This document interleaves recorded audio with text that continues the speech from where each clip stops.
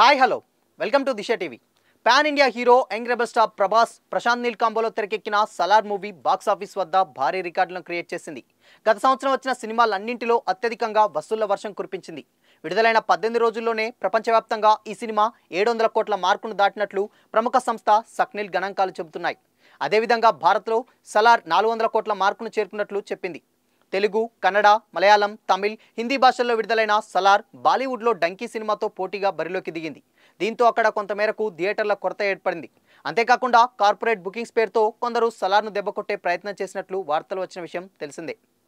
ప్రపంచవ్యాప్తంగా పలు దేశాల్లో ఇప్పటికే పలు రికార్డులు క్రియేట్ చేసిన సలార్ మూవీ ఇక ఇప్పుడు స్పెయిన్, జపాన్లోనూ రిలీజ్ కానుంది. స్పానిష్ భాషలో లాటిన్ అమెరికాలో మార్చి 7న ఈ మూవీ రిలీజ్ కానున్నట్లు మేకర్స్ అధికారికంగా వెల్లడించారు. సినిమా విడుదలై 3 వారాలు అయినా సక్సెస్ఫుల్గా చాలా థియేటర్లో సలార్ రన్ అవుతుంది. ఈ నేపథ్యంలో మూవీ టీమ్ సలార్ సక్సెస్ మరీ రీసెంట్గా సెలబ్రేట్ చేసుకుంది.